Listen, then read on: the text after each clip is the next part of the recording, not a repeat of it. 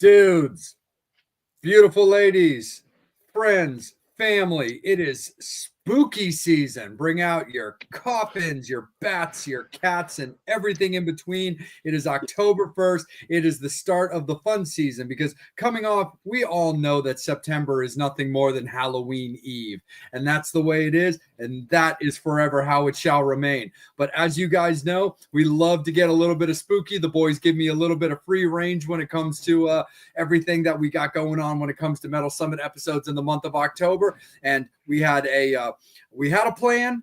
Plan didn't quite work out, but that doesn't matter because we're going to be in touch with that guest and we're going to bring it back. So I thought to myself, who can I call that I know will be super down and would love to rock out? So I reached out to my family. I reached out to my brother, and I reached out to the haunting, that is Nikky Casket. What's up, brother? Welcome back, man. How's it going, guys? It's a pleasure to be back. Thank you all so much for having me. Of course, man. Absolutely. Right there, brother. Fuck yes, dude. Fuck yes. That's you, man. That's your guy. Much love. First and foremost, man, you've got shows when it comes to that, and we're going to jump on that. But you've got news and a release as of today. So why don't you let all of the Metal Summoners and all of your fans and your band's fans know about what you guys released today? Sick. Okay, so yeah, we had a release today, Pumpkinhead. It was one of the very first songs that came out from Nikky Casket, and we revamped it, we revisited it, and we just released it today, just a kind of a fucking kick off the spooky season, and I was super happy with how it fucking turned out. Actually, it was that one Pumpkinhead was one of the very first Nikky Casket songs I've ever heard, so it was really cool to be a part of just like revamping it. And yeah, I hope you all enjoy it. I appreciate all the feedback I've gotten already. It's means the absolute world to me. No, absolutely, brother, for sure. And since it's been less than a day, like, you know, overall with like, you know, the positive feedback and everything that you've been getting for it so far, just overall, how do you feel like about the feedback? Like, you know, how has it been, you know, because you're going to get fans, of course. If it hasn't happened, I'm sure it will happen, but that's what also is what makes music so great, is you're going to get fans that are familiar with the original versions of Pumpkinhead and stuff like that. So yeah, as far as what you've seen and heard so far in the last, you know, 12 or so hours, it seems like everything's been pretty positive, but how have you seen it? It's been really positive, man. It was what the first version, it was David, and I wasn't in Nikky Casket at that point, unfortunately, but this one I actually did a version with me doing the vocals on it in the past too. But it wasn't like a revamped version. I was doing like, I had a bunch of shit that I do live too, and I had like a bunch of harmonies and shit in my head, and it was really cool to just kind of fucking just like throw it out there in the studio and shit like that and see what works, see what doesn't work. But yeah, from what I've noticed, everybody's been like really digging it, and I super appreciate that. Absolutely, yeah. And it's funny too, because like my friend had sent this to me. Apparently Pumpkinhead is about to get their own official Funko Pop. No shit. Yeah, oh, dude. And I'm like, looks like I'm gonna have to get that one, man, because I love Pumpkinhead. I love that whole movie. In fact, the one time so far that I've been fortunate enough to meet Lance Hendrickson, I am a huge Pumpkinhead fan. But of course, everybody knows with me and my persona and stuff like that is how big I am into vampires. And when I meet people for the first time, I tend to always, if they've done anything, like as far as actors goes, if they've done anything related to like vampires, that's always what I want them to sign first. And of course, like Lance Hendrickson started Near Dark, which is one of the most like fun, awesome vampire movies ever made. But man, now when I met him for the first time, I was like, I hate to do it to my brethren, but got to slightly turn my back on my vampires for this moment, because Pumpkinhead was just where it was at, man. That's what I needed him to sign. Yes, respect, dude. That's so awesome.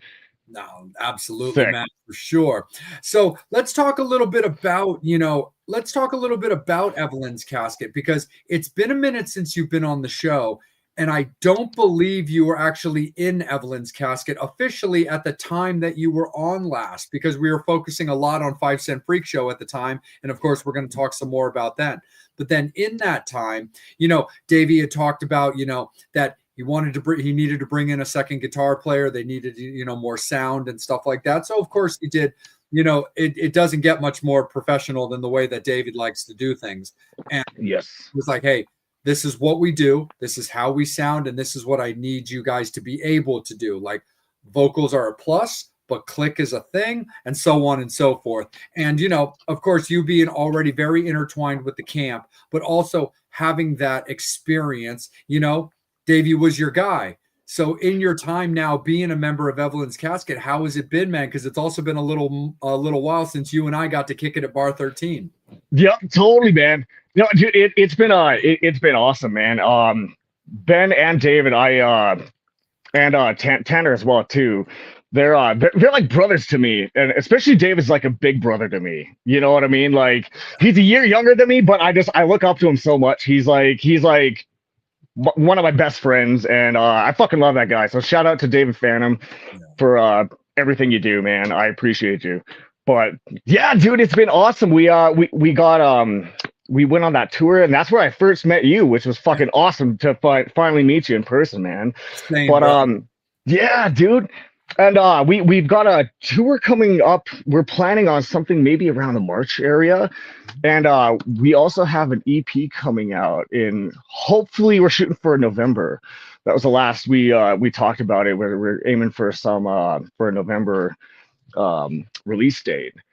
And we've got a couple really cool special guests that I think you guys would appreciate. So stay tuned for that. I don't know how much info I can like give out right now, but it is coming. It is coming. Absolutely, man, for sure. And when you look back at like that tour, getting to do that East Coast swing at the time when you and I got to hang, like, because of course Davey's on the road right now with Nim Vind and Blitzkid. Yes. And so when you look back at that East Coast swing, especially, coming into the country at a time where it's a pretty crazy time to just have to travel in general. And this isn't a political show, and that's not meant to be a negative statement. I just mean that in general. I mean, traveling in and out of the country is never always the easiest thing, but we got you here. And how do you look back at that swing? Oh, dude, it was so much fun, man. I've like 5 Cent. We've played with Nim Vind a couple times already in the past, so I've known him for a few years actually now at this point. But it was like really cool because when you're on the road with people, you bond with them. Yeah. It's you know what I mean, like, and you just like you bond with them, you become like family, and it was really cool to fucking he's like super insightful. He's got a lot of really good like tips and tricks about the industry in general. So just kind of picking his brain about that was like really fucking cool. And he's one of my idols too. So it was just surreal to fucking be on the road with him, Yeah. But yeah, all the shows were awesome. I towards the end of the tour, I lost my voice. So the last show on the fucking tour, man, I couldn't sing. I couldn't sing at all. So I was just like, I tossed my mic to the side and I was just like fucking running around on stage. It was a blast, but I lost my voice on that tour. But all in all, it was fucking awesome. On the road, you meet new people, and it's just like, I need that. My fucking cold black soul needs that shit, Yeah, it was awesome, man. Killer, brother. Absolutely. Dude, Megan still talks about that show. She's always like, babe, I really liked them. I'm so glad we went to that show and you turned me on to them. I'm like, oh dude, babe, absolutely. They're awesome. Like, the music's so fun. It's so cool, because the only song that she knew going into that show was Always Hollow. Just because she was really used to me playing it in the car a lot. And then, she got used to the other songs, Evelyn and Neon Veins, which you opened up the set with, and Cirque du Freak. So it's definitely a good one, man, for sure. But I mean, you and I, my friend, can go all night, which we're gonna have a little bit of fun. But there's a third member to this party, as always. Angel, my friend, we got to kick it up to you. I just want to say, man, thank you so much. Congrats on the new single. Thank you, brother. I wish I had your fucking energy. Oh, dude, thank you so much. I appreciate that, man. That's the Adderall.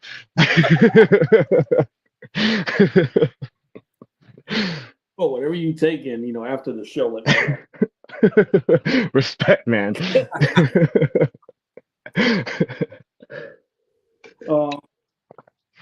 know. With what happened at the show with you losing your voice, just curious to ask, does that affect your confidence in any way when you're performing, or it's Oh, dude, that's a really good question, man. When it comes, yeah, I'm going to say yes because I'm very self-critical. If I can't hit a fucking note and if I'm like struggling or if my voice cracks because I'm sick, like I will beat myself up for like fucking weeks because of that.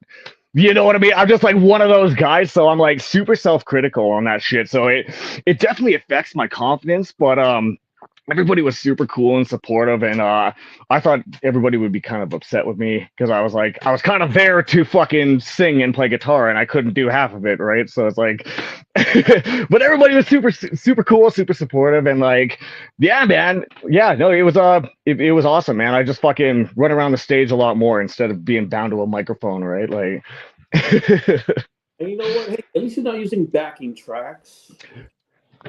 okay, so we started actually using some backing tracks with Evelyn's Casket, just like some minor backing tracks and stuff like that. But most of the backing vocals is just me, and I think Evelyn's Casket uses they might use my fucking vocal tracks just when they're playing without me.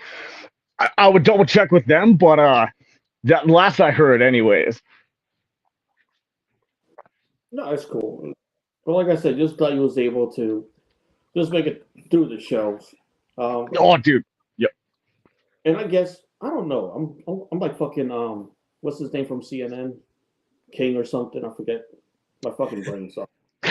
Um, because I'm all serious with the questions. Are you taking care of your voice? Yada yada yada. So my question for you about your voice is, do you prefer touring like in the summertime?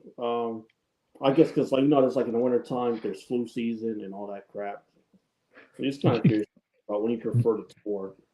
Oh, Better. dude, okay. So being in Canada, our fucking winters are brutal. The roads are fucking awful. I remember 5 Cent. We were playing an hour and a half away from fucking Calgary, where we're at right now, and we were stuck in the middle of a blizzard. And I was like, I actually told the guys, I thought we were gonna die. I was like, you know what? If I die right now with you guys on the road in our fucking makeup, I will be okay with that because I'm doing something that I love, right? Like it was like sketchy as fuck, right? Like it was that to that stage, right? And yeah, so fuck doing winter tours. We'll do them if it's necessary, but summertime is where it's at. But also summertime is like when it's really hot, the makeup starts to fucking run, and it's like it's hard to get your makeup to stay on and shit. It's like it's you win some, lose some, I guess. But yeah, definitely summer or fall, I would say. So when you're touring, do you do anything to take care of your voice? We know some people like to take honey. Some people just won't talk or just drink water and sleep. That's another one that we constantly hear. Yeah. Water and sleep, definitely for sure. I also like the throat coat tea. I don't know if y'all have ever heard of this throat coat tea. It like saved my ass so many times, and I just put a little bit of honey in there and maybe a little cayenne pepper, however the fuck you pronounce that, and a little bit of lemon and stuff, and it really helps like rejuvenate my voice, I find. Uh, of course, when you're on the road, it's kind of hard to like find a fucking like coffee brewer or some fucking thing to get like hot water sometimes. So that's like it's like hit and miss, right? But yeah, if I can, like throat coat's the fucking way to go. I love throat coat. Yeah. Do you have any fun stories of crazy things that happen on the road when you're touring? Ooh, there's a few of them. I don't know if I've told you guys this one. Did I tell you about the 5 Cent one where we were doing our retirement party? Did I? Nope. Okay, yeah. So okay, one of our buddies, Reed, he he pitched our name to this one their hotel owner. It's a family that owns this hotel, and they were retiring, and we didn't know this, but they were throwing a little party. They wanted to have a band and shit like that, and Reed pitched. They're like, "Hey, 5 Cent, why don't y'all get 5 Cent in there to fucking play the show?" And nobody told us it was a fucking retirement party. We get there and we have all our fucking makeup on, and we like walk into the fucking place, like the whole fucking room just like turns and looks at us like, what the fuck are these guys doing, right? And then we're setting up our gear, and some guy comes up to me. He's like, "Hey, do you guys mind just maybe like fucking just like not playing like all your heavy shit?" And I was like, "What? I don't know what heavy shit you're talking about, man. Like, we have one sound. That's why we're here. Like, we can't really do anything else. Like, we're kind of like a one-trick pony. That's what we're here for." And then yeah, he's like, "Yeah, well, this is their retirement party." And I was like mind blown. I was like, "Oh fuck me, like, dude, what do we fucking get ourselves into? Like, we're like fucking dressed in our fucking like grease paint and shit, and like." But at the end of the night, like, everybody was, even the fucking the couple that was retiring, they were like up out of their seats and like swing dancing and shit. We did play some like Johnny Cash covers and shit. It was a lot of fun. Oh, like retirement, not dead. Yeah, exactly, dude. Hell yeah. If you're retired, you have more time for shows. Yes. Yep. That's awesome. That means they can rock and roll all night because they don't have to get up in the morning. Yep. There you go, man. Like, who the fuck does that? Going up to the person like, this is a retirement party. So the fuck what? Exactly. Like, yeah, man. It's just funeral. If it was a fucking funeral, I would understand. Yes, dude. Yeah. But then again, I did tell my cousin at my funeral, play the fucking music loud. Dude, you and me both, brother. Yep, you and me both, 100%.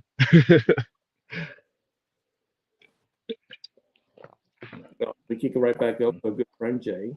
Yeah, no, absolutely, brother, for sure. So let's take it into that. Let's take it into your main band and talk a little bit about 5 Cent Freak Show, because you just announced some shows coming up. Yes. So on the October 11th at Dickens in Calgary here, we're playing with the Brains. I don't know if y'all know the Brains, but they're fucking awesome. And we're playing with our sister band from Edmonton. They're like a fucking town that's like an hour and a half away from us, or no, hour and a half, 2 hours away from us. And they used to have an upright bassist anyways, and they're like our good friends for fucking years. And actually, Rampant Slime fucking was putting on this show, and this was like right when COVID was hitting. Right when fucking COVID was hitting. Yeah, we were gonna be playing it up in Edmonton actually. This exact same show, same lineup, and like 5 Cent, we were like, dude, we need some more merch. We got like, that's where we actually initially got our patches. Like, we got a shitload of patches, like beefed up our merch because we're like, yeah, this is gonna be a fucking awesome show. And yeah, COVID happened, and then they're like, all the restrictions hit, and then we just got fucked in the ass on that one. Like, we just like, it was a no-go, and now we're finally fucking, all the restrictions are lifted and stuff like that. And so Rampant Slime, shout out to Rampant Slime, they're throwing on this show again. So we're gonna have fucking round 2, unfinished business. So yeah, that's happening on the 11th, and we're doing another show in Lethbridge on the 18th at the Owl. So with the Galacticas, and it's going to be an awesome show as well too. Nice, man. Hell yeah. When it came to 5 Cent coming together, as a band, of course, every member of the band, you have your own particular persona, your style, the way that you guys look on stage, and of course, you got your mate right up there with like the John Wayne Gacy inspired look. But when it came to you guys forming 5 Cent Freak Show, and of course, makeup and horror punk, it's like spaghetti and meatballs. But when it came to what you guys wanted to visually, show on stage and portray, what were the conversations like, pal, when it came to like, this is how like I feel inside, this is how I want my style to look? Yeah, see, we that's a really good question, man. Like 5 Cent was kind of like born on compromising, right? Like I wanted to go that route. I wanted like the fucking the Danzig skull or the fucking Crimson Ghost. Like I wanted it to be like a kind of like a skull logo. I was all about that shit. And Bilo was all about the clowns, right? And actually, when we first started 5 Cent Freak Show, Steve did not fuck with makeup. He's like, I am not fucking doing any makeup, dudes. I'm not doing it. And we're like, dude, that's totally fucking cool, man. That's like you do Oh, you, right? Like, that you know, I don't. that delicate little flower. Yeah, I know, right? But yeah, after a while, we just like he started to get into it. He tried it out a little bit, and it 5 Cent was born on compromising, man. Like that's kind of why we have our logo. Everybody's like kind of doing our own fucking shit. It's like totally, yeah. We all do our own shit, and that's like kind of the beauty of it, right? We're able to like express ourselves the way we want to and shit. And yeah, it's great, man. Absolutely. When it comes to you guys, like, getting together, putting together not only your set list when you guys are performing live, but also how are you guys currently when it comes to any potential like new music? Do you guys, are you like, for example, with yourself, with your lyrics and your singing and everything, are you kind of a constant writer throughout, or are you the kind of guy that kind of likes to like take that time, whether it's, inflicted by something like COVID? I'm just using that as an example where it's like free time thrust upon you. Or do you like talking to the guys and being like, hey, let's take some time that's kind of dedicated to writing and not rock the road as much? Yep, dude, that's exactly it, man. That's we all were having like a little band meeting, and yeah, we're doing some new music. It's like I'm one of those guys. I'm terrible at like completing a project. I got like 50 fucking projects on the go right now, but I haven't completed one of them. I'm one of those kind of fucking dudes. But yeah, we have two new songs that are like not recorded yet, but we're still trying to iron some kinks out. But we got two new songs that are ready to go. 5 Cent's looking at releasing an EP. We're planning around like fucking October, but I don't know if that's going to be happening. It's just a bunch of shit has kind of come up, right, with our like working lives and shit like that as well too. And but we have a couple songs in the works right now, and one is called 11 Skulls. I will fucking say that right now. It's 11 Skulls, and it's about Israel Keys. I don't know if y'all have like heard of him. Dude from Alaska, that fucking crazy dude. Yeah. You're like, yes, yeah. That's a song about him. Yeah. Oh, nice. So as soon yeah, as we you got mentioned Alaska, I was like, I knew that name. yes, dude. Yes, yeah, yeah. So we got a song about that coming up, and we also got a song about Charlie Manson too that we're working on. And actually, that was all done. We just like we're just kind of working out some kinks and stuff like that. But I think after these shows, we're gonna be fucking hitting the studio hard. Okay. We're gonna try for like three to five song EP. That's our goal, anyways. Are you looking to press hard physical copies, or do you think this one's gonna live as a download? Oh, dude, physical copies, man. Like I love physical copies. Vinyl is just like I would love to get some vinyl, but I don't know. Personally, I would love to have like a full album for a vinyl, but we might get some vinyl just from like maybe like a revamp too of the fucking our original album too. We might do that on vinyl as well at some point. Nice, that's awesome, dude. Yeah, I mean, Yeah. I got your 7-inch, your brother, when you sent that to me. I appreciate that, man. Fuck yeah, dude. That's for sure. So speaking of names, and something that I thought might be also kind of fun, because I mean, honestly, dude, like before, you and I kind of like, we started like the internet kind of romance, like becoming like friends online and just keeping in touch periodically until we got to do the show and then hang out live and stuff. And so there's so much value in like strengthening the community and bringing things out. So one of the things I thought would be kind of fun to have this cool little segment. Are there any horror punk bands, like keeping it to the genre, that you think are like criminally underrated and that you want people to go out and listen to? I'll even start, dude. Like it's a little bit tricky for the States because they're both based out of Europe, but I really want more people to talk about The Other and blood-sucking zombies from outer space. Yes, dude. Yes. Holy fuck. Okay. Yep. Those are definitely two that I was going to be picking, man. Oh, Very good choices. Very good choices.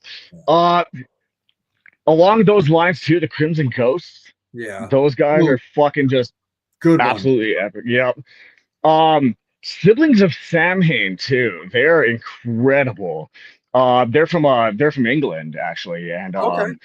yeah, they actually did a self-made psychopath cover, and they fucking slayed. They are fucking incredible. I love those guys. Molly Fancher from Russia, they're fucking sick too. I absolutely love those guys as well. Um, I could go on for days. Seglock, Oh, fucking love Seglock. oh, dude, Fucking love absolutely. Seglock. When I put when I put out your announcement, dude, Colin was all over that shit. Yes, dude. Yes, yeah. He is fucking. He's my boy. He's my brother. I fucking He's been massive on the shout show. out. Yes, yeah. I was there for that too, man. Oh, that's right. You totally Yeah, were. fuck yeah. That's awesome, man. Yeah, dude, and that's the thing. There's like so many awesome fucking bands right now. It's I could go on forever, man. I mean, dude, silent horror, bro. Silent fucking horror, dude. Holy shit. Yeah, that's another one, probably one of my biggest influences as well, too. Dude, that's awesome. And there's actually this band, they've been on the show, and I'd actually like to reach back out to them and see if they want to come back on, which I bet they would. But they're out of New Orleans. I stumbled across them by accident, and I just fucking love what they do. I don't necessarily know if I would call them horror punk, but I do keep their music on my horror punk playlist because I think they're just fucking great and I think it fits. They're called Dead Sled Funeral Company. Dude, that sounds familiar. That Yeah. sounds super familiar. They have like 2 songs on iTunes, so I don't know what their current plan are. I know they've got shows and stuff because I follow them on socials, and they've been making a lot of posts recently about stuff they've got coming up in New Orleans. I think they stay pretty close to like, home and stuff like that. But I noticed that their bass player also has a giant silent horror like logo when they on his arm. But Dude. but they Yep. they have a song called Boy Dahlia and one called Dove Horns, I believe is the other one. But I'm terrible with titles because when I put it on the playlist, I just get used to singing the songs and then I never get around to looking at the titles again. Yep.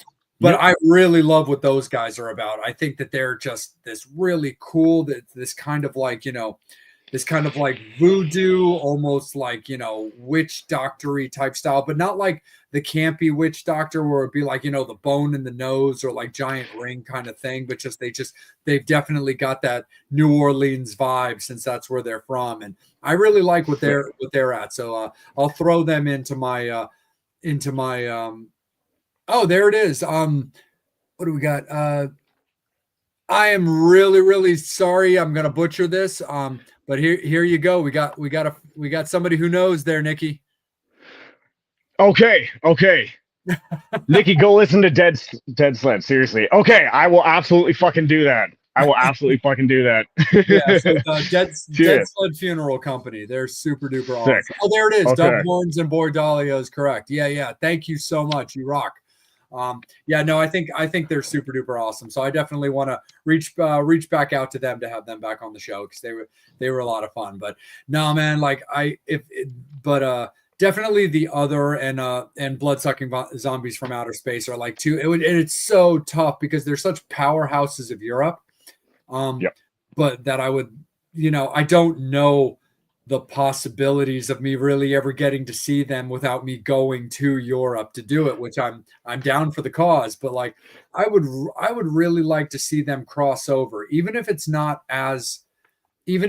full on tours. I would just love to see their just as the old saying goes, buddy, just more talk around the water cooler, Yes. Yep. 100%, man. Yeah, I would love that too. Yeah, for sure, man. So let's before I kick it back up to Angel, I'll let him take it away after this segment. Talk a little bit about like, obviously, dude, we're all part of the big like 365 Halloween, but when it does get into spooky season, Nikki, how do you like to spend your October, man? Are you a big like decor and extra decorating type of person? Do you like to just crank up the horror movies? Do you and your lady do anything in particular? Like, how do you spend your Octobers? Okay, that's a really good question too, man. Honestly, Most of my Octobers are playing shows, man. Like, Fair enough. uh, I forget how many fucking years ago, but I used to work in a haunted house called Screamfest in Calgary here. And I was what they would call a roamer, and we'd fucking run around and just scare people waiting in lines and just like entertain people like that, right? And I've made grown men fucking piss themselves before. It was fucking awesome. That's that's how I used to spend my Octobers, but yeah, now it's mostly just playing shows, and I wouldn't have it any other way, you know. Like my house is decorated for Halloween fucking year round, man. Like there's like my mantle, there's like a fucking like 20-foot fucking giant clown that's just like towering over my entranceway. Like you know, like my place is just like, yeah, it's decked out for Halloween like year round, right? So Damn, dude, and Megan would have my ass, bro. Like, I'm not even gonna lie. Dude. She does not do clowns. Like, she tolerates Terrifier because I'm such a fan. yep. But like, other than that, dude, clowns are like not her jam, dude. She's cool with me rocking my 5 Cent Freak Show T-shirt, but like Oh, they're never gonna be able to. I'm never gonna be allowed to have like animatronic clowns in the house. That's just not her jam. yep. Yeah, Beela's got a fucking 7 foot tall fucking killer clown that's called Spanky. It's like an Oh, animatronic clown that yeah, you got from Spirit of Halloween, man. Yeah, that fucking thing lives in his house, and I swear that thing's fucking haunted, man. I'm, I'm gonna put her on blast, brother, because it looks like she's giving you a story to tell here, bud. That's how we met. Hottest scare actor ever. Oh, I'm fucking blushing. Love you.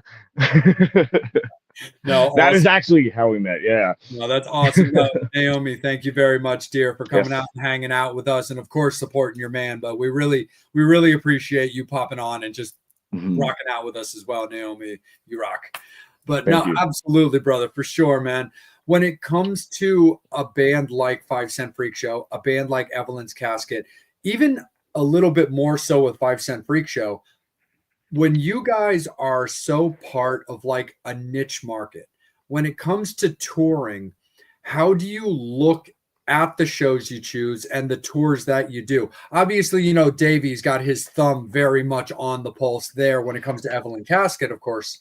But when it comes to Mhm. you being a member of that band, and especially you when it comes to 5 Cent Freak Show, how do you look at that? Because, of course, touring is a thing, it's got valuable value. There's a lot to it, but it's not exactly the most inexpensive thing either.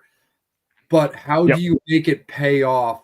Or do you like to keep it where you know you can play proper shows in certain areas, as well as do you like to pay attention to the band you play with? Oh, that is an excellent question, man.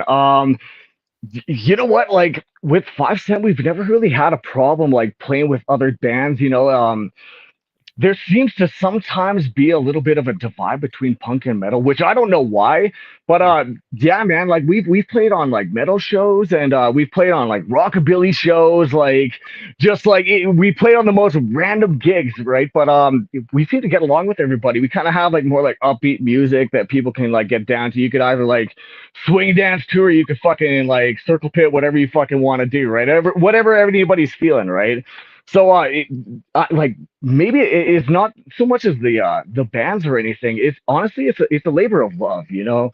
I don't really look at it as like a money thing. I do it because I love music. I love meeting new people, and I love the people that I'm on the road with. Like I need that. When COVID happened and we couldn't be playing shows, like I was going crazy. You know, like I was losing my fucking mind because I need this. You know, I need this to stay sane, right?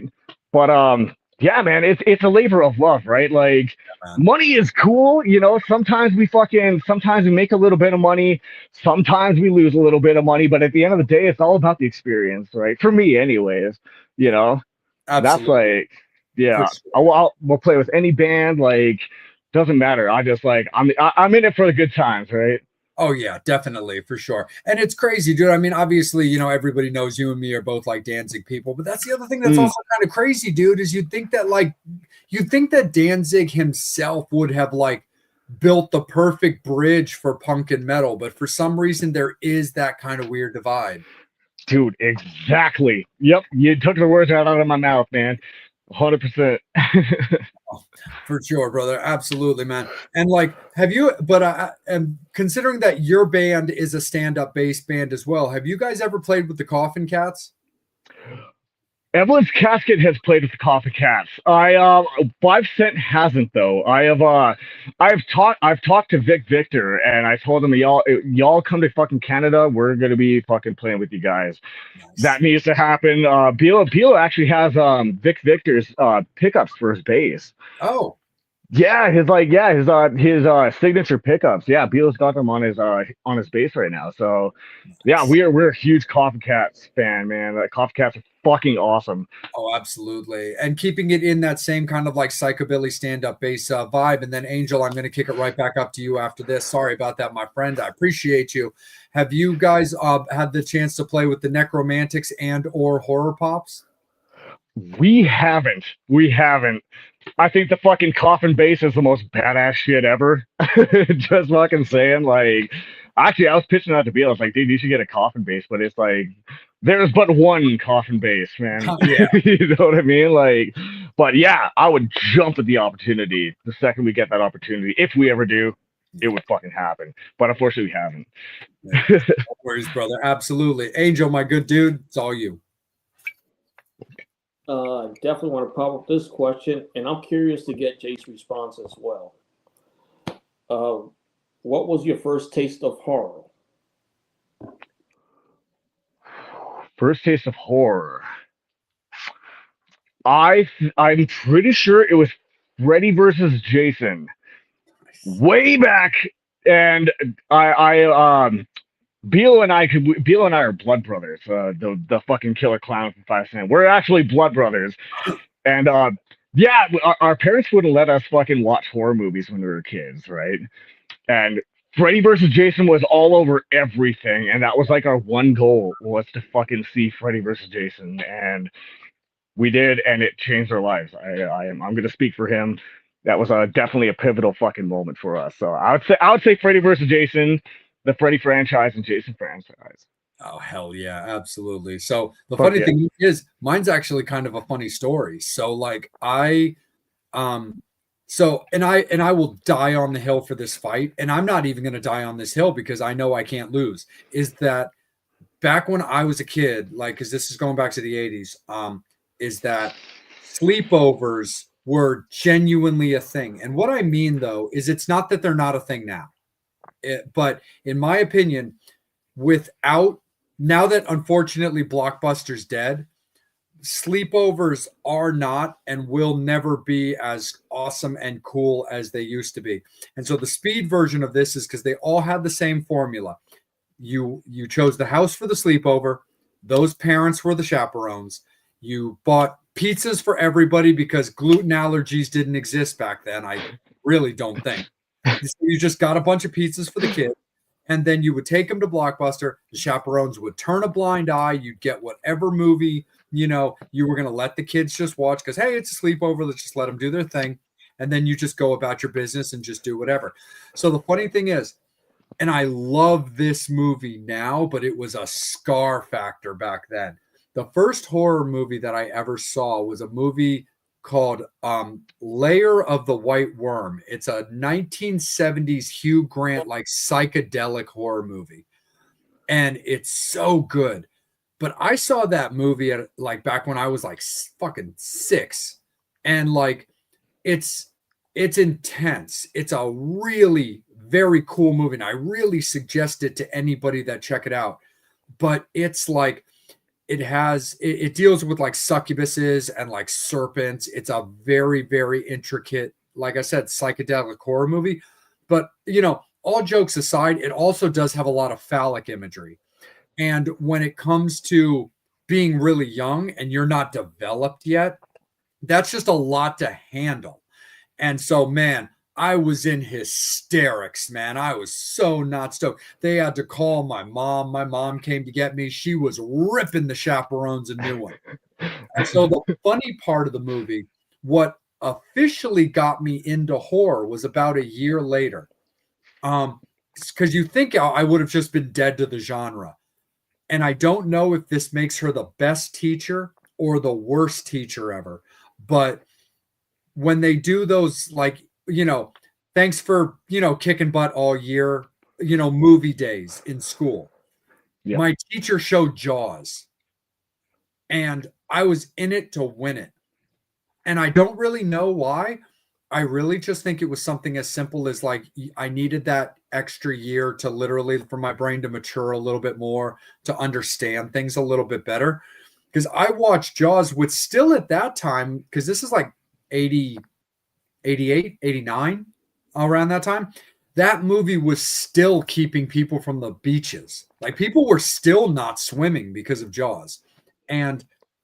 But it had been released, and that was the land of VHS back then. But yeah, my school teacher showed Jaws as a film day in school, and I was in it to win it, man, because I genuinely remember being super pissed off at that movie because I loved it, but it was my first time seeing it, and I'm watching them blow off Jaws' head, and I knew there were sequels. And of course, this is before you realize that there's certain franchises you can do sequels with that don't necessarily revolve around the same specific character. So I remember being super pissed off, where I'm like, they just blew off Jaws' head. How did they manage to do sequels? But yeah, so that's my those are my fun stories of introduction to horror, being completely scarred by a movie I love now and Lair of the White Worm, but Jaws is my jam. That was the one that actually made me a horror fan.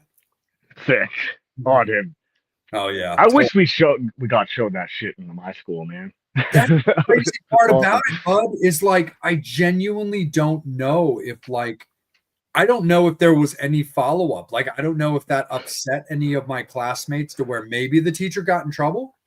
Like, when I was saying, like, best teacher or worst teacher, that's like no malice intended there. It's literally just kind of meant in jest, where I was like, for me, it's kind of makes them the best teacher, but under that same plane, maybe it's the worst.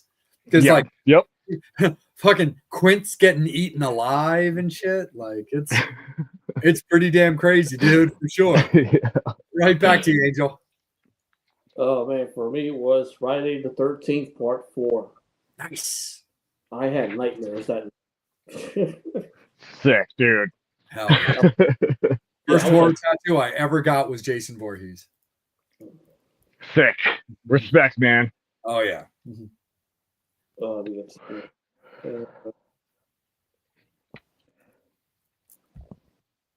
Not a question, but that's my brother. What's up, JD? I know. You're right. It'll be a thing. I'm gonna have a Halloween wedding.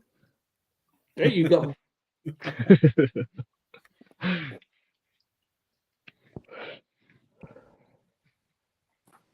What did you do to make grown men piss themselves asking for a dad with 2 teenagers?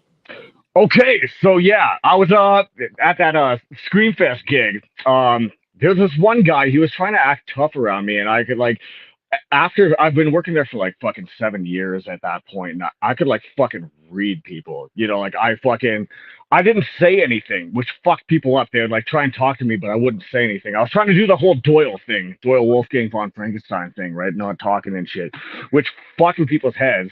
And this guy was acting like kind of tough around me. He was like with a big group of people, and I have 2 baseball bats that are like taped together. And what I would do, I'd look at him, and I could see him, like, I would just kind of like lunge at him a little bit, and I'd see him just kind of like fucking slightly move back. And so what I did, I fucking ran up to him, and I fucking smashed my baseball bats against this fucking fence that was right beside him. And he went into a fetal position, pissed himself, and fucking ran off, man.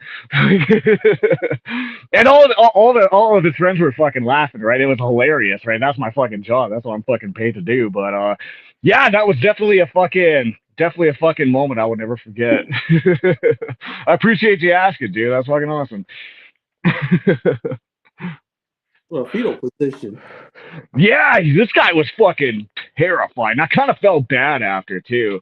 And that's the other thing too. We're not allowed to touch people, right? Oh. And I would fucking there was this one old lady. She was like kind of a grandma. I didn't want to scare the shit out of her, but I just went behind her a little bit, and I like blew on the back of her neck, just to like get her attention, right? And then she turned around and saw me, and she fucking smacked me with her purse. she felt really bad about it afterwards, and I didn't want to scare the shit out of her. I just wanted to get like a little bit of a reaction. But yeah, Screamfest was a lot of fun. I love that shit. It was awesome.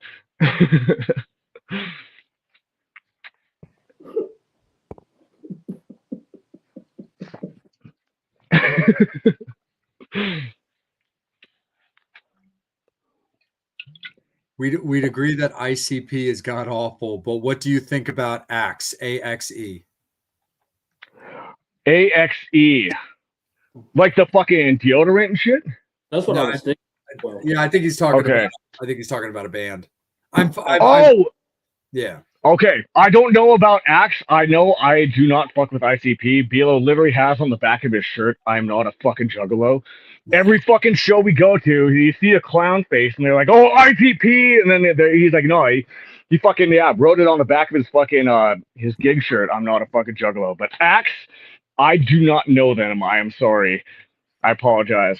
Dude, I was just kidding. Yeah, you're just kidding about the deodorant.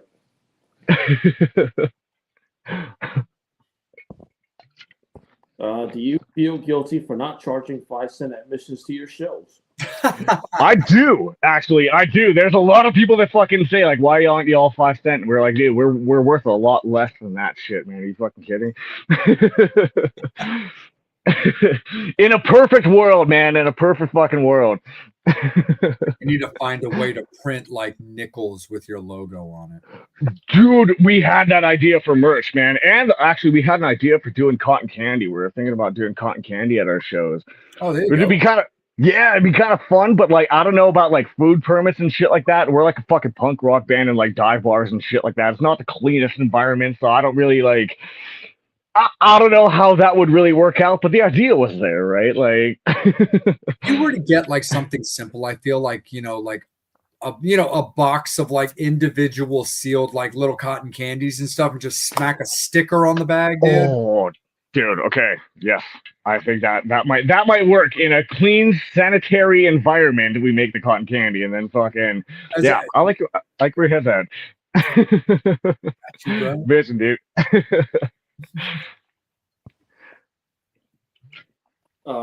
As far as, man, it's hard to believe we're talking about 2026.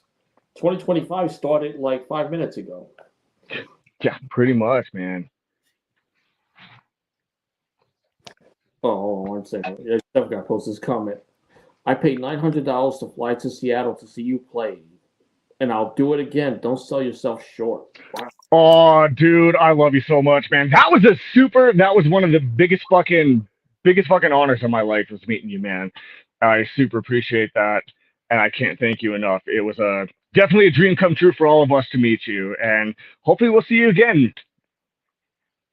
Thank you. But I guess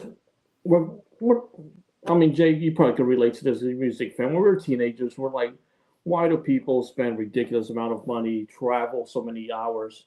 Because when we used to read the magazines, we used to read about people traveling hours. And I guess when you get older, you really get it. It's just for the fucking music, no matter what you got to do to get there.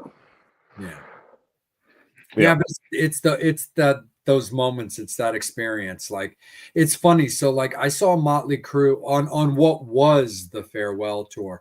I saw them like 3 different places on that farewell tour. The funny thing is because the first place I booked, I misread the schedule, and I meant to book the show at a place called Brislow, Virginia, which was much closer. And I don't know, but for whatever reason, when I was looking at the tour dates, I saw the date for Virginia Beach and was like, there it is. That's the one. That's the one that's about an hour and a half away or whatever. I can make that. It's all good, blah, blah, blah. Bam, booked, bought the ticket right there. And the funny thing is, I didn't give it another thought. And then one of my friends like posted a photo of like, they got their ticket in the mail for that show. And it was like Brislow, Virginia, like Wednesday, blah, blah, blah, or whatever it was. And I'm like, wait a second. why are they going to the same show that I'm going to on Wednesday when I'm going to Friday? And the second I thought of that, I was like, oh my God, I booked a venue that's like 4 hours away. I don't really know how it happened. It just did. But hey, that's rock and roll. But I literally just kind of reacted to it as like, dude, lemon's into lemonade. And so I pulled up like local Virginia Beach hotels because I was like, I am not driving 4 hours home after Motley Crue.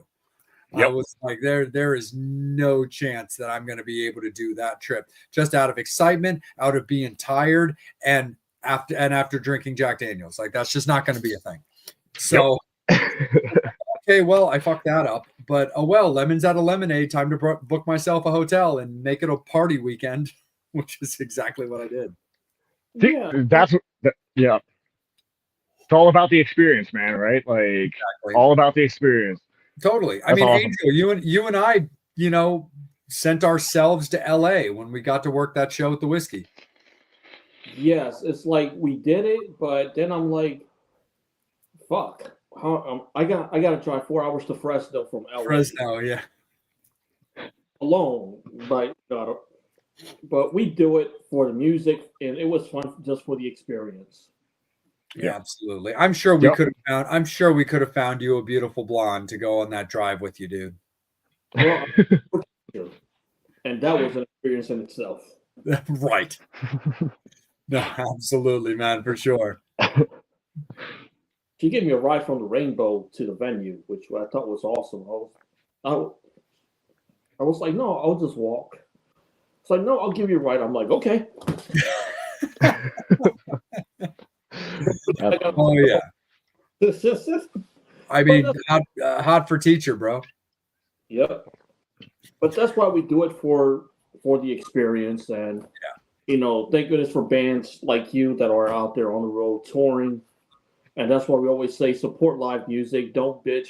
Why don't you come to my city? Hit up the promoters, because I'm sure you get that as well. Like as an artist, just curious to know, how does that make you feel when artists say, not artists, but fans say, "Hey, how come you're not coming to my city?" Yada yada yada. Well, see, I honestly, I take that as a compliment. That's like the biggest feather in our caps. It's like I would love to travel everywhere and anywhere. I absolutely love it, but it's a little bit difficult with government intervention and stuff like that. It takes a lot, especially for Canadian bands to play in the States right now.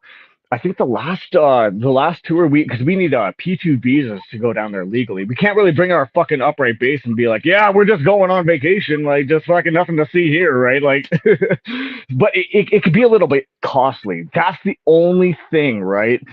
So but yeah, I would love to play fucking anywhere, and it's our goal to get out to the UK and England and just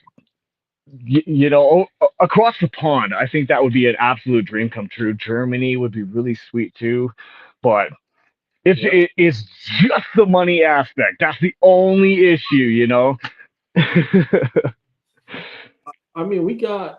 know a person from Jersey, Kobe Reese, getting ready to go out tour Germany.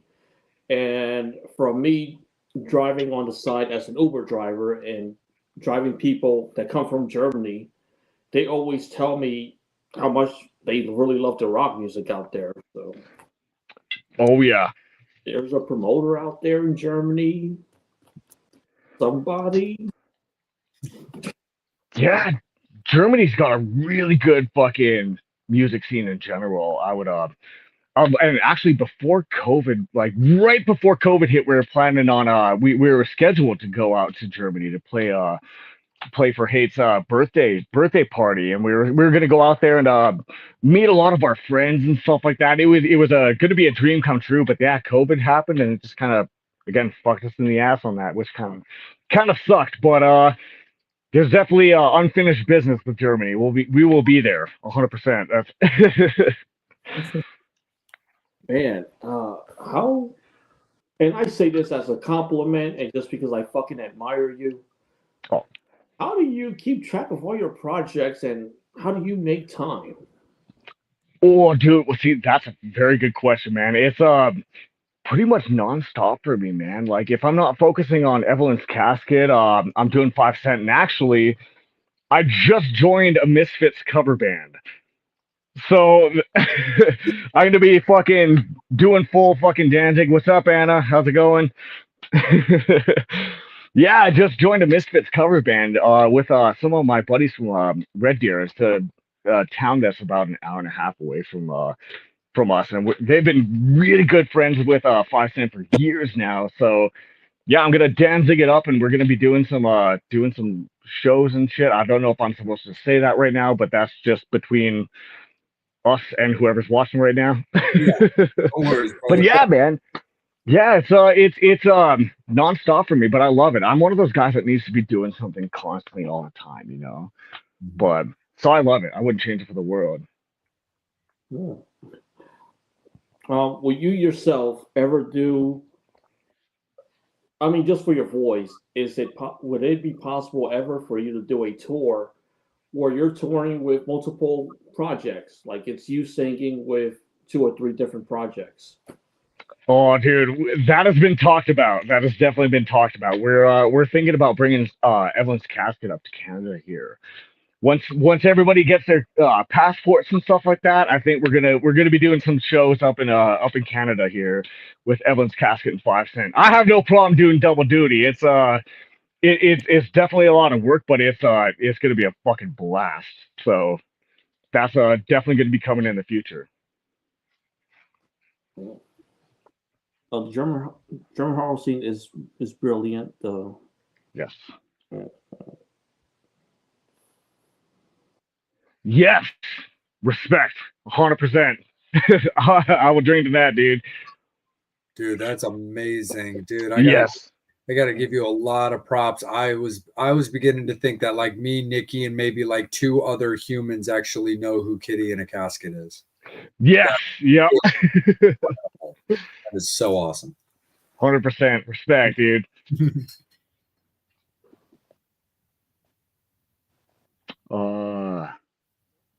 Member of MSD, and why was it John Christ? There you go. Exactly. You answered it.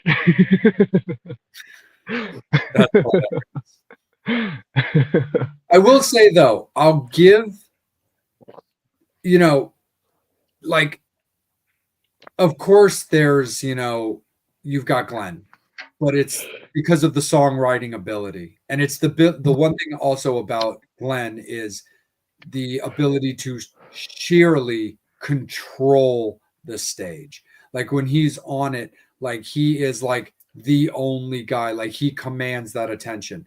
But that's like lyrically and performance wise, because John Christ, just like Brian said, is 100% the right answer. But I do want to give a little kind of shout out to Steve Zing, because yes. with the drumming in Sam Hain, and then what he does with Morning Noise with Robbie Bloodshed now is very, very cool. But with everything that he did by himself with Morning Noise back then, drumming for Sam Hain, and now he's right up there with Johnny Kelly as probably the 2 longest tenured members of the Danzig band, along, with Victor, because that lineup of the Danzig band between, Victor, Johnny, and Steve, with him now playing bass, is just awesome. The fact that he's just got these, multi-instrument, like just chops and like all of that. So like, I mean, dude, John Christ, 150%, Brian, you're dead on. But yep. I feel like it's a little proper to give some love to Steve Zing on that, just from like how it began and the fact that he's still doing it now on a different instrument. Yep. I will totally agree. Yep. Here you go.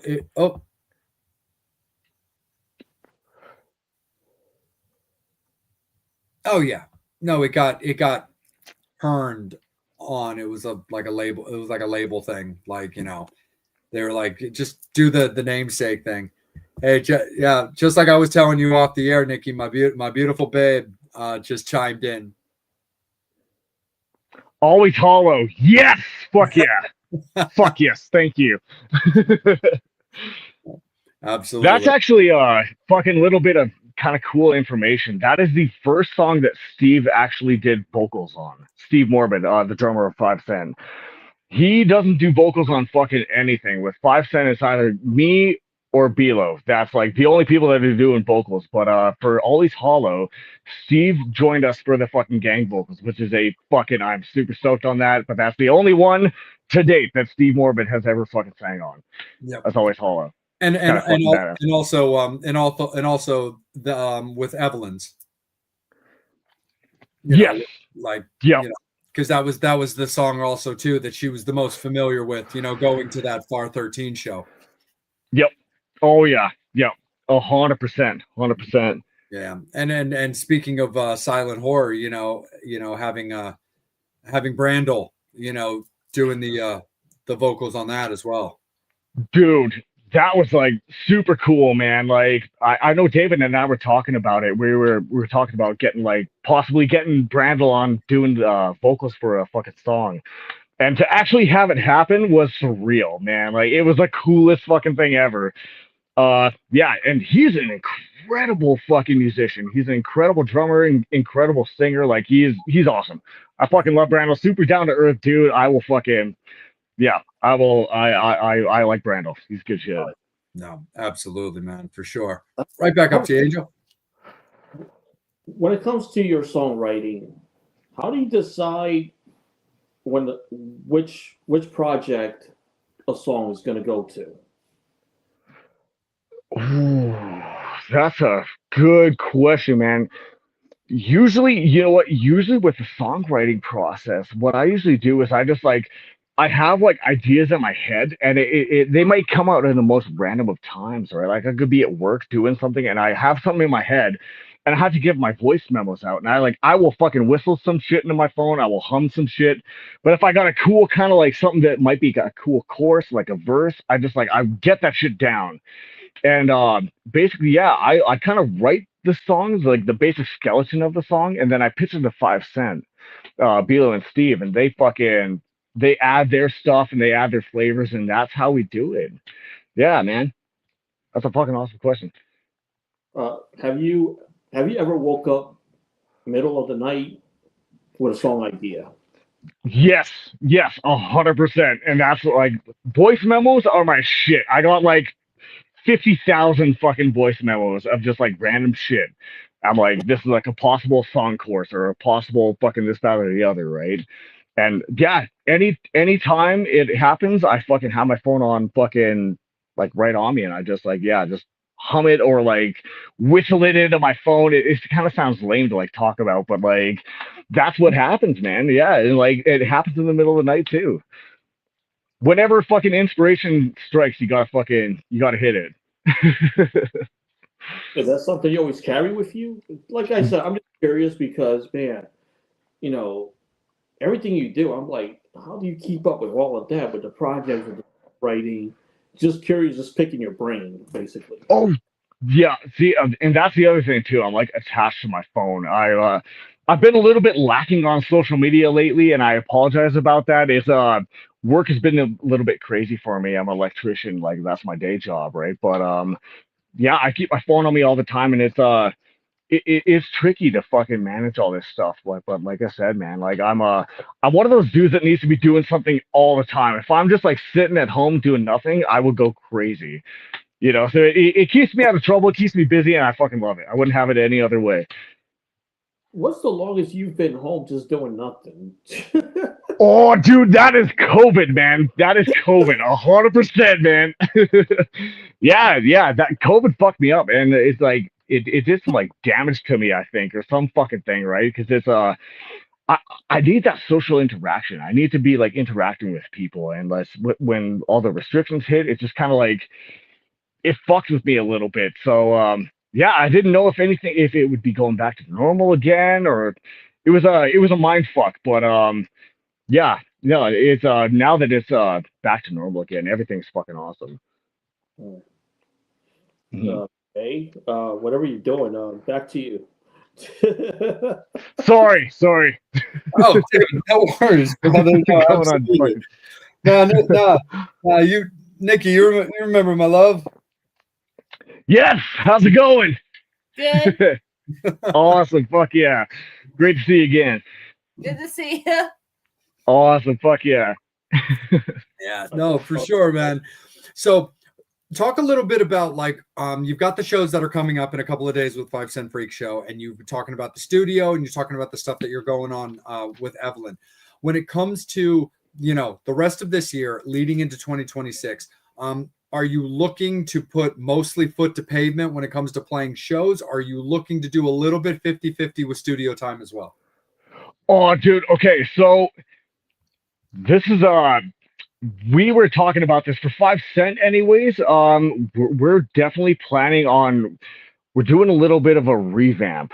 Belo's got some really cool shit in the works, and I don't know if it's going to be happening quite yet, but he's been in contact with people, and he's going to be getting a little bit of a new look. Still like a killer clown look, but he kind of wants to perfect that and get that like up to speed before we do a lot more shows. That, and we're going to be doing some more studio work with 5 Cent too. So going into the new year, we're definitely planning on hitting the studio hard. It's a little bit difficult with Beal living 3 hours away from us right now. It throws a monkey wrench in all of our plans, but we kind of need to work around that, right? So we apologize it's been taking so fucking long, but I promise we are on the works with some new music for 5 Cent and new merch too. Oh, Yeah, and I need more merch, dude. I need more shirts. I got you, brother. I fucking got you, man. I know you do, buddy, and I got you too. I appreciate you, man. Fuck yeah, dude. Yeah, of course, buddy. So when it comes to I want to put this on Beetle a little bit. When it came to we talked earlier about your two separate visions, but the collective band compromise when it came to the characters you wanted to portray on stage. When it is Beetle a serial killer kind of guy, like documentary style guy? Because of course, to just the casual watcher, the initial reaction is going to be that Gacy, reference. Like it's definitely got a little bit of that Captain Spaulding to it as well. But I would say, me personally, I find it definitely has like a dominant Gacy-ness to it. Still love the X's and everything like that. Is he a fan of that kind of stuff? Is that kind of the direction he wanted to go to kind of be able to trigger something that people might already know? Totally, dude. And that's a really good point. And I'm gonna drop some shit. I'm sorry, Bilo. I apologize in advance. But when we were kids, we went to this haunted house, and it terrified Bilo to the fucking core. He's 2 years younger than I am. So at the time, we were both little kids, but he was 2 years younger than me. And it affected him like crazy, and he was scared of the dark for the longest fucking time, and just like, but as he grew older, he morphed into what he was afraid of. You know what I mean? And that's like, and he took influence from John Wayne Gacy too. That's his like fucking clown smile, right? That's he kind of got direct influence from that, right? But yeah, man. No, that's awesome, dude. Like when I went to a convention not that long ago. Actually, I gotta grab it real quick because I want to show, because I feel like Beetle would like this too. As soon as I remember, there you are. I was like, where the fuck did I put that thing? Even when things are alphabetized, sometimes they're hard to find. But I don't know if you're familiar with the actor Mark Holton, who was in like Pee-wee's Big Adventure. And if you ever did you ever see Teen Wolf with Michael J. Fox? I have not seen that one. I've not seen that one. He played the character Chubbs. He's done a bunch, very accomplished actor. He's done a whole shit ton of stuff. But like, Pee-wee's, Pee-wee Herman, like Pee-wee's Big Adventure and like Teen Wolf are like two of the main things that he's going to be like, that's what he's like kind of like known for. But he was also my favorite portrayal of John Wayne Gacy. He did he starred as John Wayne Gacy in a movie called Gacy, and I got to meet him recently, so I had to have him sign Gacy. Oh, dude, that is fucking badass, man. Okay, yeah, he's gonna be fucking jealous, man. But no, I thought that was a really cool thing. So like Ron, my co-host in Nice. Babes playing Always Hollow off the side. Yes. Oh, I'm blushing. Thank you. Can you That's hear it? awesome. Vaguely, yes, I totally can. Will not save you, my sweets. But yeah, so Yes. we went to go and check that out. So yeah, Ron, my co-host of my horror show, we were there like just covering things, but he's a huge Pee Wee Herman fan. So he's like, I got to meet Mark Holton because I got to get him on my Pee Wee DVD. I'm like, dude, no worries, man. I'm with you. But yeah, I'm that's all good for you, but I'm bringing Gacy. Yes. That's awesome, man. Yeah, man. So so I got to ask you, brother, what's your next tattoo now that back is done? Okay, dude, that's a fucking awesome question, man. So Bilo and I, we have a brother tattoo that we're planning on doing, and we're planning on getting a skull on our neck. And I'm just gonna have a skull, and Bilo's gonna have the same skull, but like with a like kind of a clown skull, but the same thing. But what we're planning on doing is going and we're gonna be asking Goolsby to do it for us.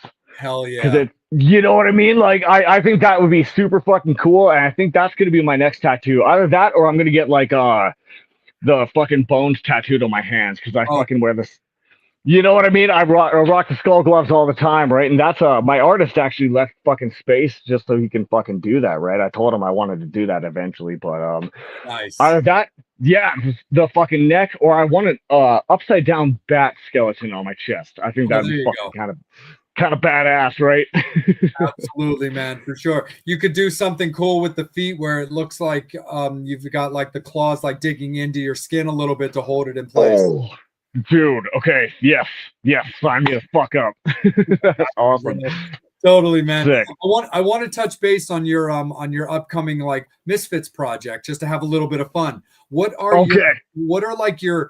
give me a couple of your favorite like Misfit songs. Like it can be, Danzig, since that's what you're focusing on, but if you've got Graves era stuff that you like. But what are some of your favorite Misfit songs? And also what are some of your favorite Danzig songs? Okay, dude. Okay. Pandora's box has been fucking opened. Absolutely. Okay, for the Misfits songs, man, definitely Last Caress is just like one of the songs that hits me hard. I fucking love Last Caress. Angel Fuck.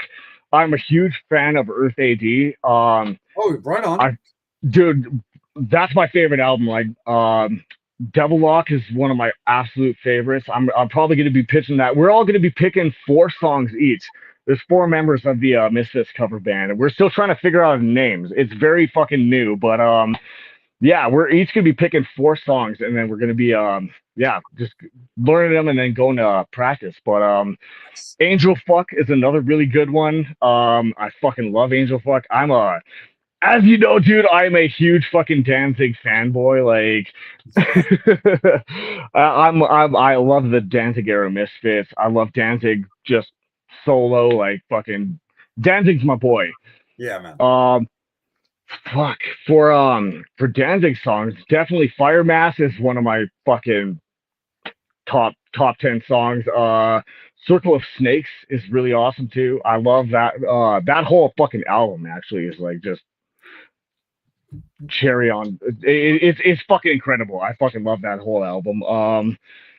I also love Devil's Plaything too. Devil's Plaything is just like one of the. That's one of my workout songs. I always fucking crank that song, and that's like my power fucking song whenever I'm working out, man. Nice. Yeah, man. What about you? What's some of your favorite fucking? I don't know if you know this, buddy. I'll have to send you the link if you haven't seen it. But Jerry Montano was on the show. No shit. Yeah, who played bass for Circle of Snakes. Oh, dude. Okay, you need to send me that link. I will, you need to send me that link. For sure. So, Bitchin', dude. The funny thing for me is like I love the Misfits. Everybody knows that. I'm incredibly loyal to the Graves era. For one very, very simple reason. I just like you, I'm a fanboy for Danzig, big Danzig nerd. But I was a fan of Danzig first and foremost, actually, when he did his metal stuff, when he became Danzig, as opposed to, Glenn Danzig of the Misfits. So I was already familiar with him doing his metal thing before I even realized that he was like the former singer of the Misfits.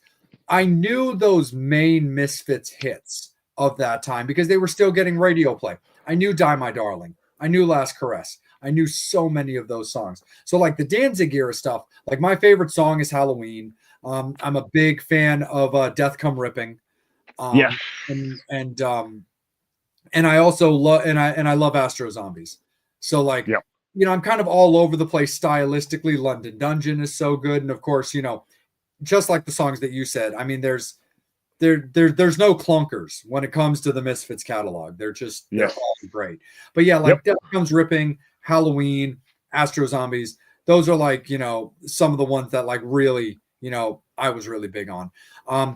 When it comes to just the Misfits overall, and again, for all like the fans that are watching and all the metal summoners and all your fans, I was like, hey, I'm keeping this specifically about like the Misfits and their singers. Of course, we're all well aware of like controversies, despite what side of the line you're on. It's all good. This is all love. This is all family. Nobody's going to be judged here.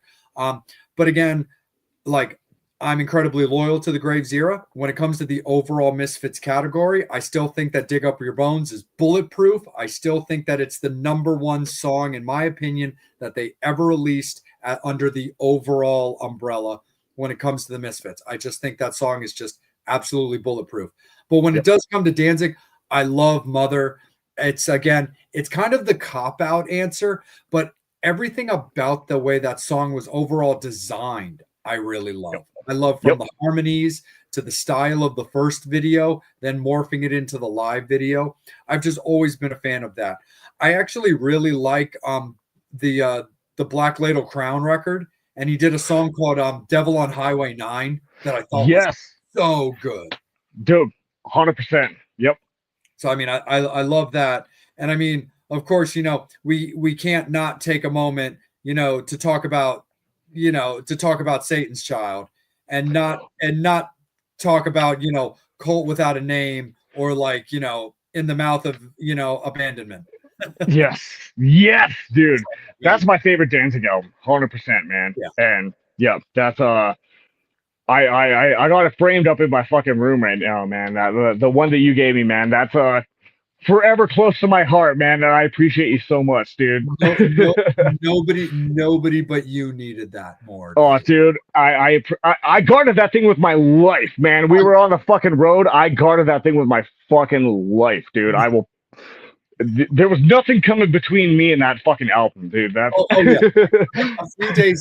a few days after the EC show that we went to, Babe was asking me about that record. I was like, "Oh, Nikki's already told me that thing is under like lock and key in his like guitar case, like that thing." Oh yeah.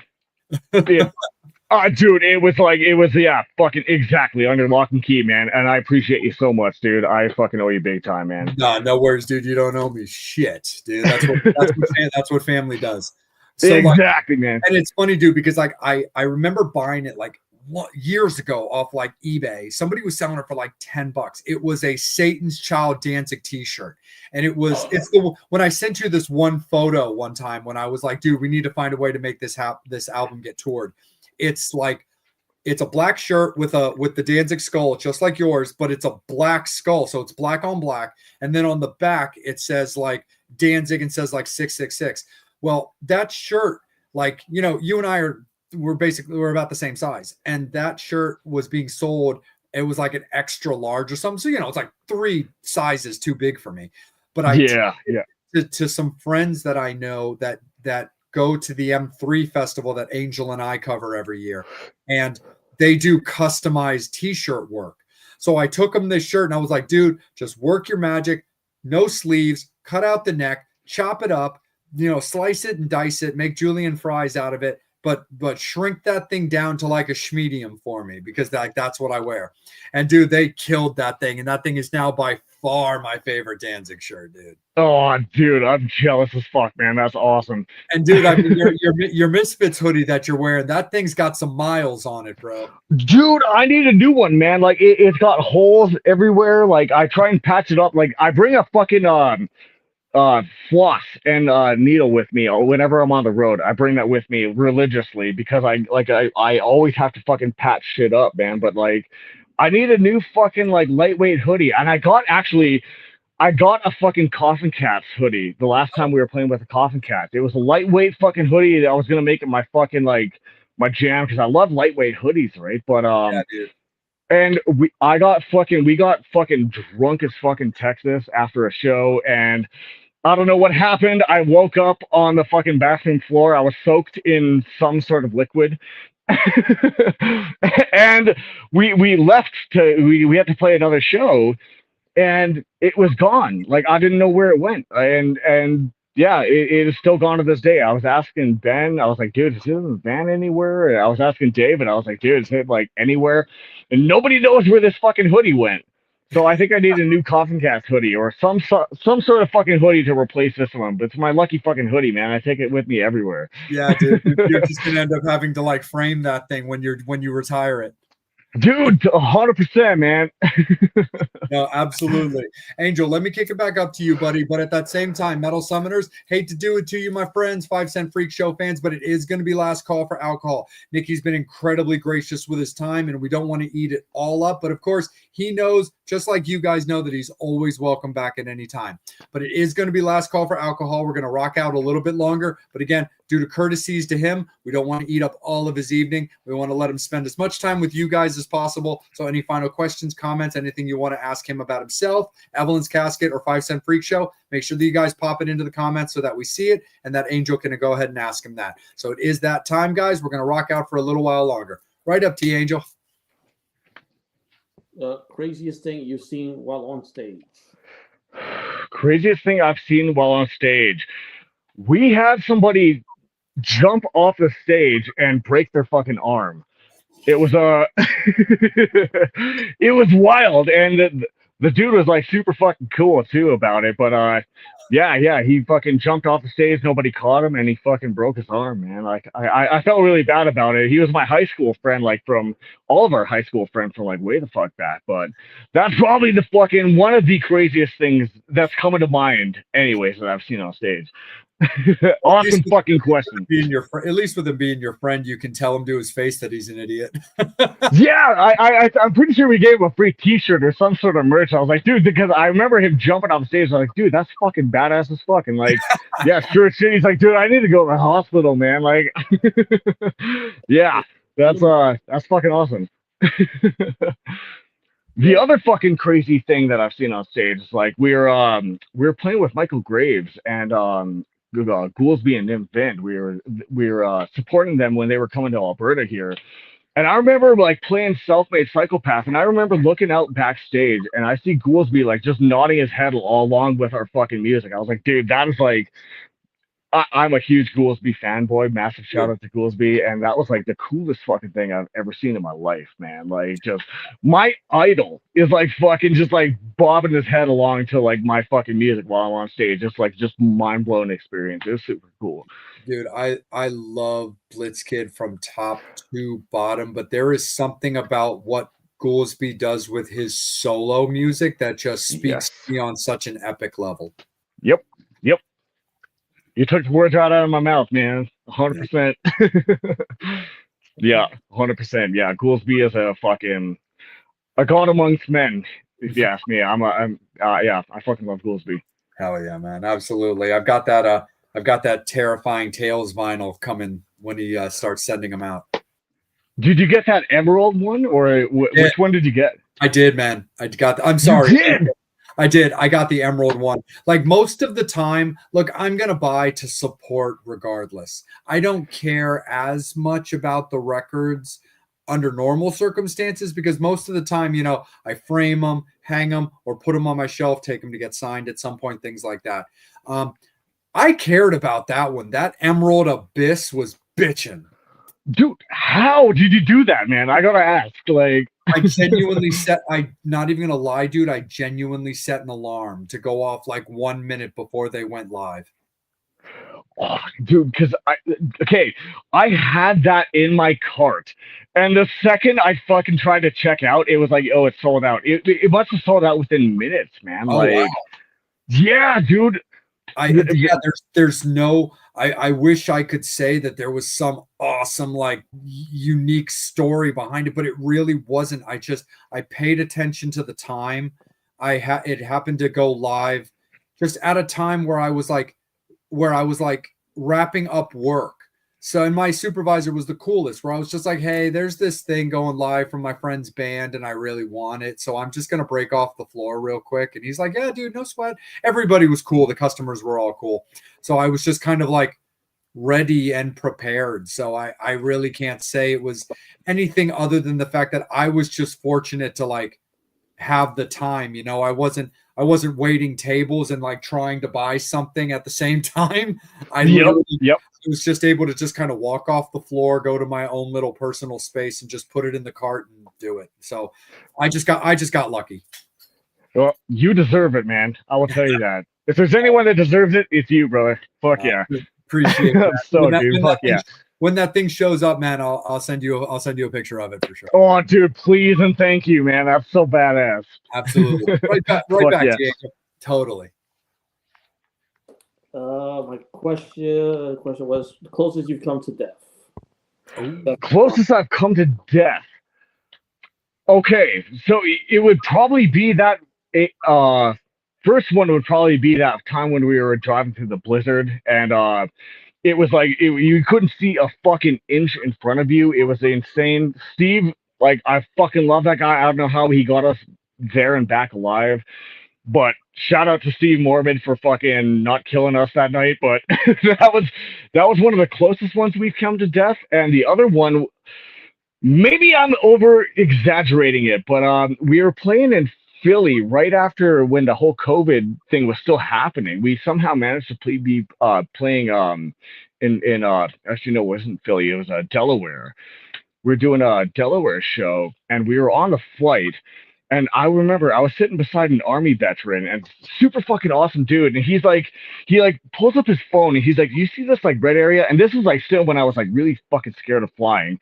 He's like, you see this like red area? He's like, that's the fucking hurricane right now, and this is us. And I was like, dude, we were going through turbulence when that fucking happened, and I was like, dude, I am fucking totally fucking terrified right now.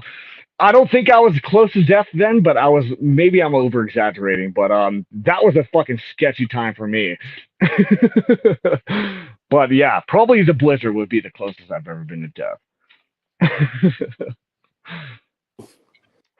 That's an awesome question.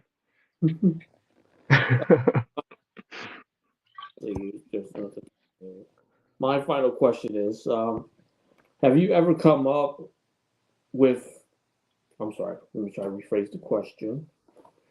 It's about song titles. So when it comes to song titles, have you ever started writing a song just based off a song title? Yes, actually, that is a fucking awesome question. Our newest song, Butchered in Beverly Hills, that's the one about Charlie Manson. That came to me. I had that fucking like song title locked in. I was like, hey, we need to do this. It's Butchered in Beverly Hills, and you just kind of create the song like around the title. Sometimes mostly how I do it is like I come up with the melodies and shit like that, and they're like, I got the voice memos on my phone and I just kind of work around that. But there's sometimes where it's like you come up with a really cool title, or somebody pitches like, hey, it'd be cool if you did a song about this, that, or the other. And then you come up with a kind of a cool title and you work around that. But yeah, Butchered in Beverly Hills is a great example of a fucking song that I came up with the title first. That's awesome, man. I appreciate that. That's sick. Jay, back to you. Nah, no worries, man. So Nikky, you're gonna get to plug this in a little bit, but Brian says he needs a patch to hold his to hold his photo backpack together. So we'll let you plug that shortly, so that way Brian will know exactly how to get that. He says, okay, you guys. So he says you guys get a TMS tattoo, and Angel and Jay get 5-cent tattoos. Dude, you don't have to tell me twice, dude. I'll get a 5-cent tattoo. Sign me the fuck up, dude. I'm down as a motherfucker. Hell yeah. Let's do it. Let's fucking go. I mean, dude, that's like kid, just give me a candy bar. That's like Yes. kid in the candy store thing. Like, let's go. Let's fucking go, bro. So, and then we got bam. That's the pilgrimage. A delivery. Haven't gotten a blitz bat yet because I'm hoping to get Goolsby Studio someday. That's bitching. You and me both, dude. You and me both. Yep. Fucking 100%. Maybe we can line it up. We can all go together. Dude, Fucking hang out for a little bit. That'd be fucking badass. That'd be so awesome, man. For Yeah, sure. fuck yeah, man. I saw something recently, which is kind of funny since my brother brought it up earlier in the interview. But like, Goolsby's marrying people now, and I was just gonna like, whenever that happens, I was just gonna send him an invitation. Now I might actually have to hire him. I was gonna say, man, me too, dude. That's Get married. awesome. I was like, sweet. I was like, oh, we're gonna have to like sync all this up. It's gonna be like a Jay and Megan and Nikki and Naomi thing. It's gonna be like, let's dude. go. Let's fucking go, man. You let me know. We'll make it happen. Just Hallow weddings galore. Yes, dude. Yes, 100%. Yeah, I did not brother. know that. That's awesome. Oh, totally, brother. So, Nikky, let everybody know, brother, where you, Evelyn's Casket, and 5 Cent Freak Show can be found. Okay, so we're pretty much everywhere. We're on Bandcamp, both 5 Cent and Evelyn's Casket. We're on Bandcamp, Facebook, YouTube. We got Big Cartels too, where you can find our merch. Definitely check us out. I got patches for you, dude. Just let me know. I can fucking hook you up, 100%, not a problem. But yeah, we're everywhere, man. And all streaming services, Spotify, Apple Music. You can find us anywhere. And if you can't find us for some fucking reason, just like send us a message, and I'll be happy to fucking talk to you, and we'll make it happen. Absolutely, man. Of course. Well, again, like, dude, brother, my family, thank you so much for giving us some of your evening, man. This was an hour and a half that felt like 10 minutes, brother. So we're gonna have to do it again.